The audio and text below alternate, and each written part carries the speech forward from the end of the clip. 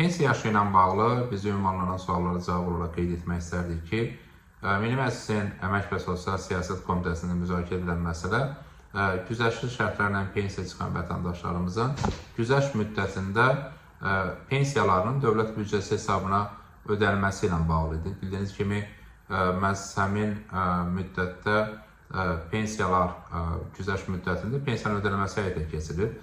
Bu, 5 və daha çox uşaq olan analar, bir sıralarda isə atalara aiddir. Həmin vətəndaşlarımız qanunvericiliyə əsasən 5 il daha tez pensiya çıxırlar. Yəni, analar məhz 64 deyil, 59, atalar isə əgər bu hüquqdan istifadə edirlərsə 65 deyil, 60 yaşında məhz güzəştli şərtlərlə pensiya çıxmaq hüququna malikdirlər.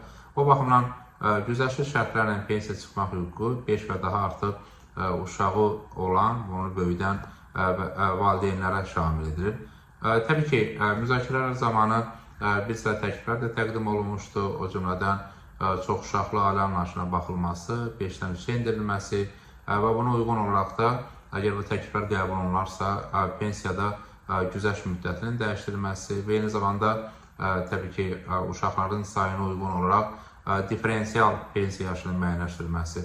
Sözsüz, bu təkliflər təqdim olunub və təkliflərin qiymətləndirilməsi zaman alır. Çünki profil qurum tərəfindən təkliflərin ayrıca qiymətləndirilməsi və buna uyğun olaraq qərarın qəbul edilməsi, təbii ki, bu müzakirələrdən sonra atılan addımlardır.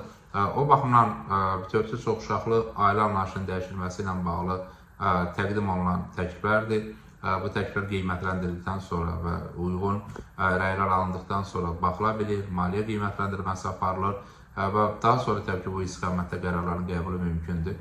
Hazırda isə mövcud qanunvericiliyə əsasən 5 və daha çox uşaq olan valideynlər güzəştli şərtlərlə pensiya çıxmaq hüququ qazanıblar. Təbii ki, biz diferensial olaraq bu yaşa baxılması və güzəştin dairəsinin, verəcək güzəştdən istifadə edən ailələrin sayının artırılması ilə bağlı təkliflərimizi təqdim etmişik və bu müzakirələr də davam edir və profil qurumlar tərəfindən qiymətləndirmə apardıqdan sonra bu istiqamətdə müvafiq addımların və eləcə də qərarların qəbulu mümkün ola bilər.